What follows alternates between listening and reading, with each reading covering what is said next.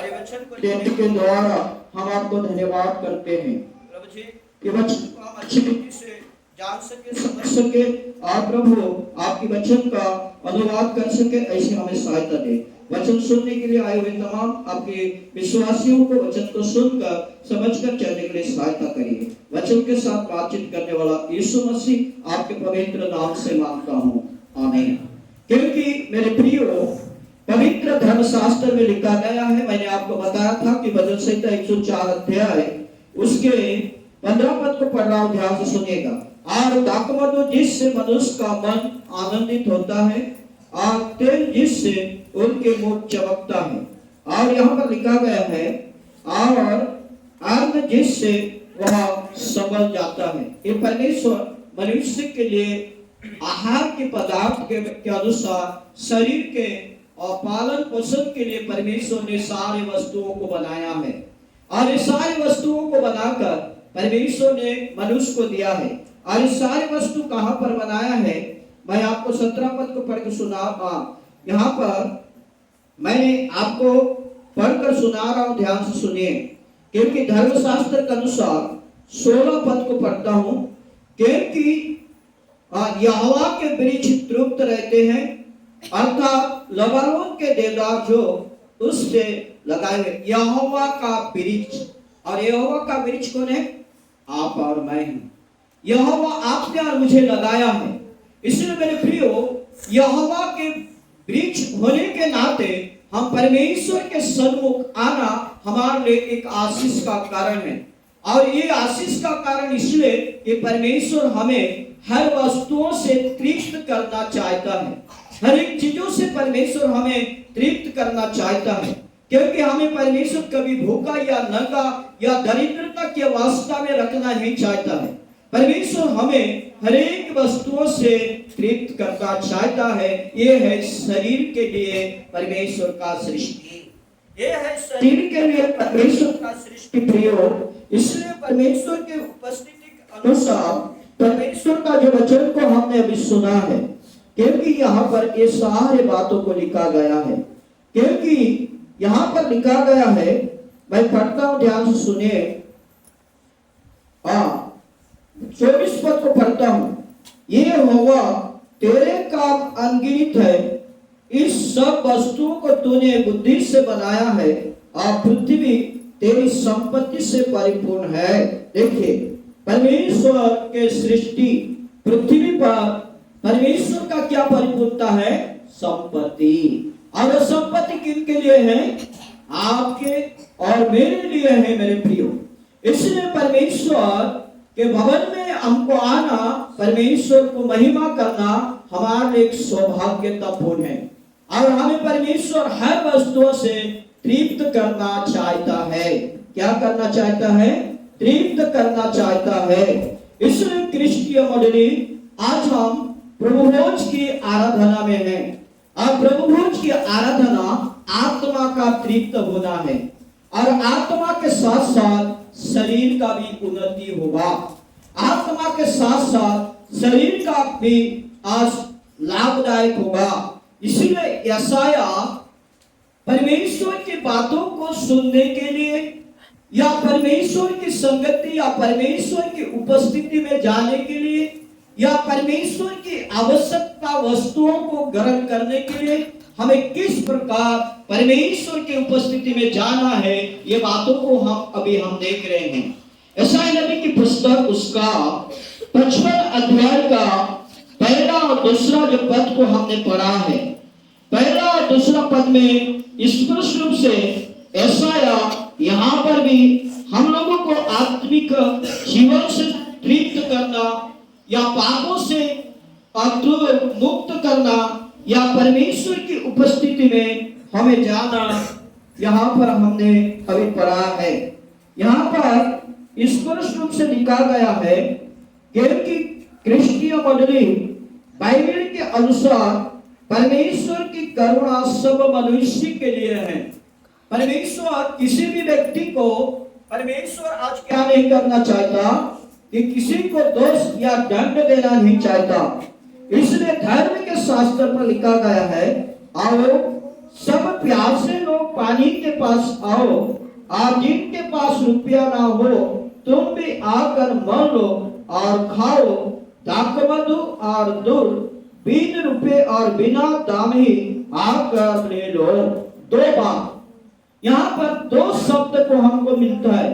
पहला, परमेश्वर का आभार या बुलाहट।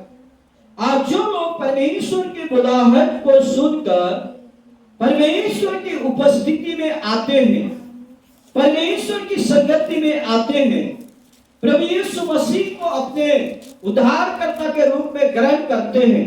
आपने पिछले दिनों इब्रानियों की पत्रिका 12 अध्याय उसका कई पदों में हमने देखा कि प्रभु यीशु मसीह की लहू से हमें शुद्ध और मुक्ति मिलता है। पहला, आप परमेश्वर के पास आने वाले लोगों का पहला सच्चे मन से विश्वास करना। दूसरा, दिमाग जो विभव का दोष, विभव मतलब सोचने का दोष को दूर करना। तीसरा, हृदय में छिड़काव का बपतिस्मा लेकर। चौथा, सच्चे मन से परमेश्वर के पास आना। और पांचवा, शरीर को शुद्ध जल से धोकर प्रभु सन्मुख संपूर्ण हृदय से आना। इस प्रकार बातों में लिखा है।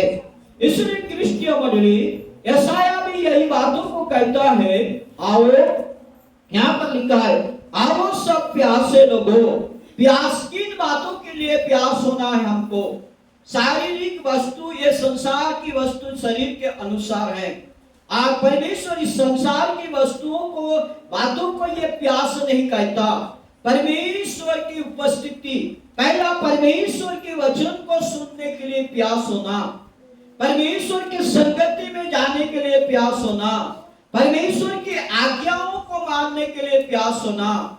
इसलिए आज क्रिस्तीय मंडली, राजा दाऊद कहता है, हे मेरे परमेश्वर, प्रतिदिन मेरा ध्यान तुझको भावता यज्ञ हो। राजा दाऊद क्या कहता है? हे मेरे परमेश्वर, प्रतिदिन मेरा ध्यान तुझे क्या हो? भावता यज्ञ हो। क्या आपने ऐसे कभी प्रार्थना की हो? क्या आपने कभी ऐसे चीजों के लिए प्यास बने हो? क्या आपने कभी ऐसे बातों के लिए परमेश्वर के उपस्थिति में अपने आप के महसूस या अनुभव किए हो? देखिए, वो व्यक्ति का अनुभव, हमारा प्रार्थना, हमारा परमेश्वर के उपस्थिति में जाना किसकी भावता यज्ञ हो? परमेश्वर को। बोलिए मारनाथा, मारनाथा। इसलिए आज आप और मैं किन वस्तुओं का प्यास होना है? परमेश्वर की संगति में जाने का। इसलिए बाइबल हमें इस बातों को बताता है। और यहाँ पर लिखा है, पानी के पास आओ। किन के पास आओ? पानी। ये पानी कौन है?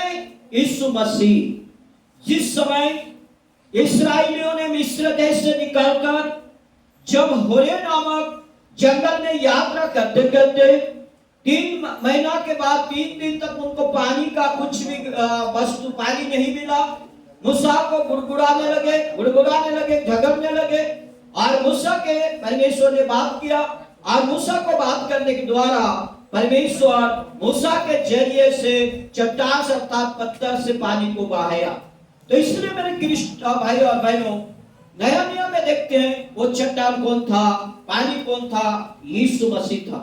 नए नियम में जब हमने आज धर्म के शास्त्र में जहाँ यूहन्ना के सुसमाचार में से हम देखा है, उसका 4 अध्याय 14 पद में यीशु ने एक स्त्री से कहता है, और स्त्री का नाम क्या है? वो स्त्री का नाम क्या था? सामरी स्त्री।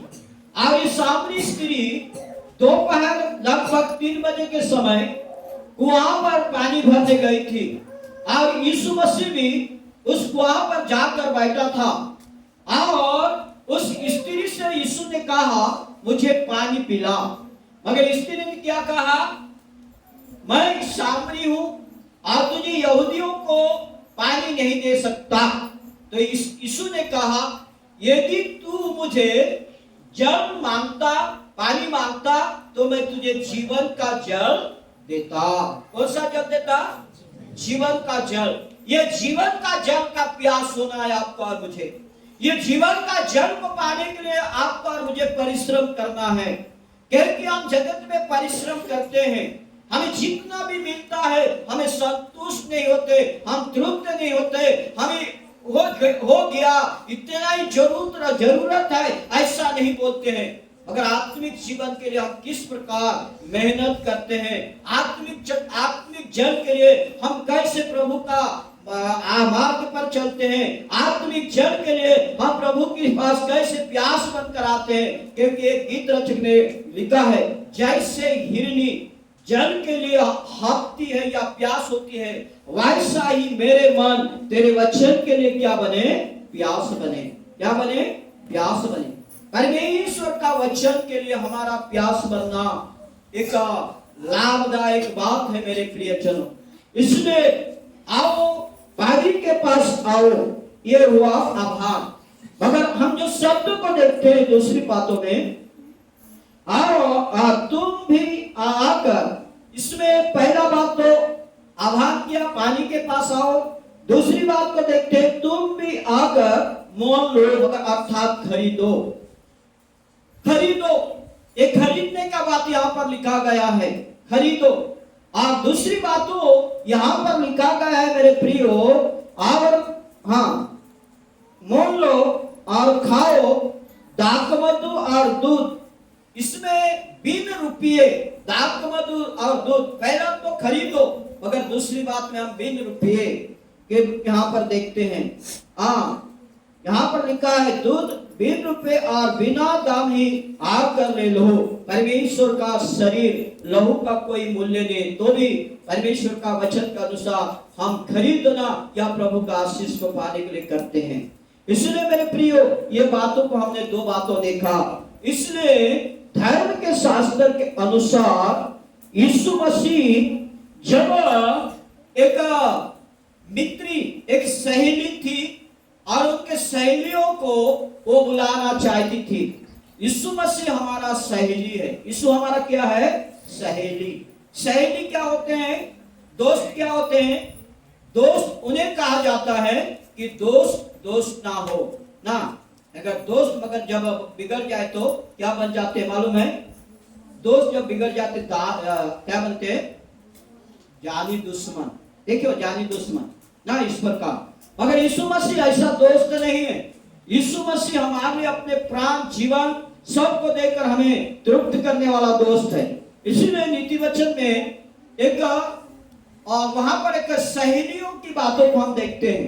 नीति वचन में एक सहेली को किस प्रकार बुला रही है, उस बातों को हम देख रहे हैं। नीति वचन उसका 9 अध्याय उसका 3 पद में लिखा है, अपने सहेलियों सबको बुलाने के लिए भागी है, हाँ भेजी है। वह नगर के ऊंचे स्थानों की चट्टान पर पुकारती है और हाँ कूदते, और क्या लिखा है नीचे पढ़िए। उसने अपनी सहेलियां हाँ सबको बुलाने के लिए भेजी है। हाँ, परमेश्वर अपने सहेलियों को भेजे, बुलाने के लिए भेजी है। एक सहेली को कैसे बुला रही है और कहां से बुला रही है? भेजी है वह नगर के ऊंचे स्थानों की, एक गहरा स्थान नहीं, नगर के ऊंचे स्थानों पर चोटी पर पुकारती है। चोटी मतलब सीख, नगर पर्वत की चोटी पर चढ़कर पुकार रही है। क्या पुकार रही है? ध्यान सुनिएगा। हाँ, जो कोई बोला है, जो कोई भला मतलब अच्छा है, वह मुड़कर यही आए। पर मुड़कर जो भले हैं वो मुड़कर मेरे पास आए। यहाँ पर परमेश्वर क्या लिखता है? जो भला है वो मुड़कर मेरे पास आए, और जो निर्बुद्धि है उससे वह कहती है, और ऐसे लोगों से वो कहती है, आओ मेरी रोटी खाओ। आओ हे निर्बुद्धियों, आओ मेरी रोटी खाओ, हाँ, और मेरे मसाला मिलाए हुए और मेरे मसाला मिलाए हुए दाखमधु पियो। हाँ, दोनों का संग छोड़ो और भले मतलब अच्छे बुरे का संग छोड़ो और जीवित रहो। और जीवित रहो। क्या देखते हैं आप? आओ मेरे रोटी खाओ और मसाला मिला हुआ दाखमधु पियो और क्या रहो तुम? जीवित रहो। आज ये प्रभु भोज की आराधना जीवित अर्थात आत्मा शरीर जीवन के लिए है मेरे प्रियो। आओ, यहाँ पर लिखा है आओ और मेरे रोटी खाओ और मेरे मसाला मिलाया हुआ दाखमधु पियो और तुम क्या रहो? जीवित रहो। ये पवित्र बाइबल एक सहेली को कहाँ बुलाने गई है? नगर की चोटी पर, नगर की चोटी पर। और जो भले है वही मेरे पास आओ। खराब करने वाले को बुला रहा है, आज्ञा उल्लंघन करने वाले को बुला रहा है, नहीं, जो भले है मेरे प्रियो। आज आपको और मुझे भी जांचना है, परखना है। मैं परमेश्वर की दृष्टि में परमेश्वर के सहेली बनने के लिए, परमेश्वर की रोटी खाने के लिए, उसकी दाखमधु पीने के लिए, क्या सदा जीवन के लिए मैंने कौन सा भलाई का काम किया है? इस बातों को आपको और मुझे आलोचना करना है। आपको और मुझे क्या करना है? आलोचना करना है। तब हम जाकर उस आहार के खाकर हम तृप्त हो सकते हैं। कहा देखे हमने? भजन संहिता 104 अध्याय उसका 16 पद में। क्या हो सकते हैं? तृप्त हो सकते हैं, हरा भरा हो सकते हैं, फलदायक हो सकते हैं। हाँ, वहां पर लिखा है फलदायक हो सकते हैं मेरे प्रियो। इसलिए छात्र उत्तम उत्तम पदार्थ हम तृप्त हो सकते हैं। तो प्रियो, यह है परमेश्वर का उपस्थिति में जाना, यह है परमेश्वर की संगति में जाना। बाइबल के अनुसार, धर्मशास्त्र के अनुसार यूहन्ना रचित सुसमाचार 6:35 पद में यीशु उनसे कहा, इससे आपसे और मुझे यीशु कहता है, क्या कहते हैं? जीवन की रोटी मैं हूं, जो मेरे पास आता है वह कभी भूखा ना होगा। यीशु ने यहां पर क्या लिखा? जीवन का रोटी मैं हूं। यीशु स्वयं अपने आप को क्या बना रहा है? जीवन का रोटी। अब जो कोई मेरे पास आएगा, अर्थात यीशु मसीह को अपने जीवन में विश्वास के साथ, भक्ति के साथ, नम्रता के साथ, धार्मिकता के साथ, एक परमेश्वर की संगति के साथ अपने शरीर को जो प्रभु हमें देता है, हम उसे विश्वास के साथ ग्रहण करते हैं। वो है आत्मिक जीवन की भूख को मिटाना या पापों से छुटकारा देना। शरीर के लिए प्रतिदिन हमारा प्रभु आहार देता है, शरीर का आहार हमें प्रभु प्रतिदिन देता है। अगर हम शरीर को जगत के कहीं पदार्थ आहार द्वारा शरीर को हम क्या करते हैं? विनष्ट कर देते हैं, शरीर को खोखला बना देते हैं, शरीर में नाना प्रकार की व्याधियां रोगों को लाते हैं मेरे प्रिय।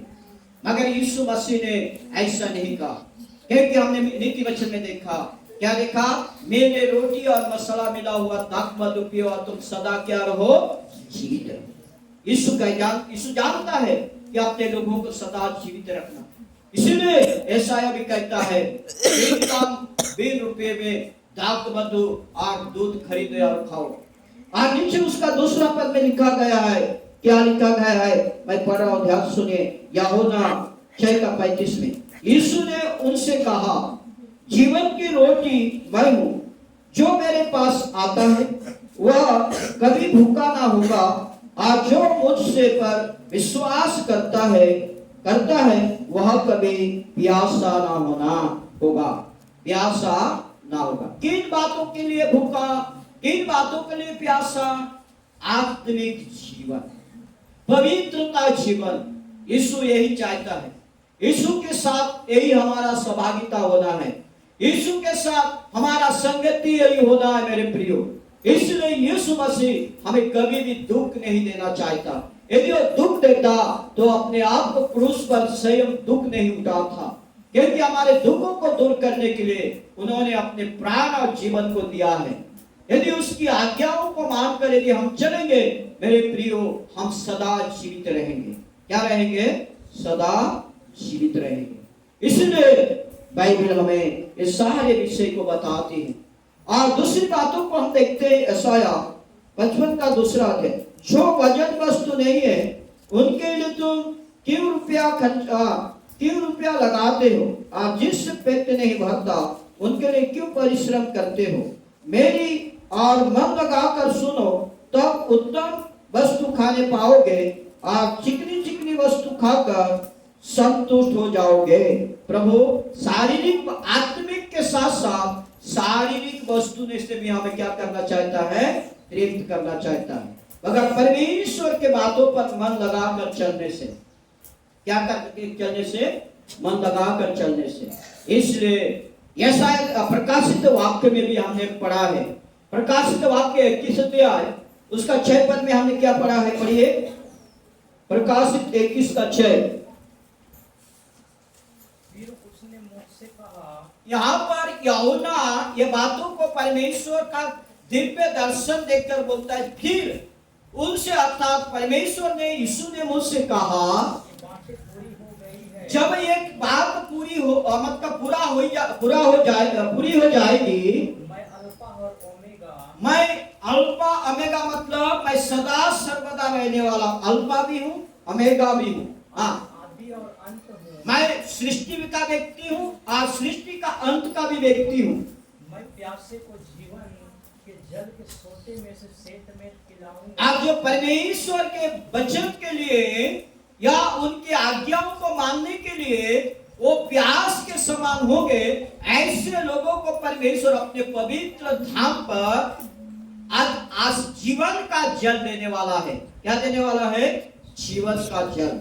और ये जीवन का जो जल है, यीशु ने उस स्त्री को क्या कहा? जीवन का जल मैं हूं। जीवन का जल मैं हूं। सामरी स्त्री को क्या कहा? पढ़िए ना 4 का 14 यूहन्ना रचित सुसमाचार, क्या लिखा है उसमें? परंतु जो कोई उस जल में से पिएगा, हाँ, स्त्री से कहा जो कोई, मैं जो जल दूंगा वो जल में से पिएगा, जो कोई, हाँ, जो मैं उसे दूंगा, उसे मैं दूंगा, वह फिर अनंत काल तक प्यासा न हो। अनंत काल तक। यहाँ पर अनंत काल अर्थात प्रकाशित वाक्य में वही जीवन को यीशु ने कहा कि मैं उन्हें सदा सर्वदा का जीवन का जल दूंगा। और वो जल कौन है? यीशु मसीह है। वो जल कौन है?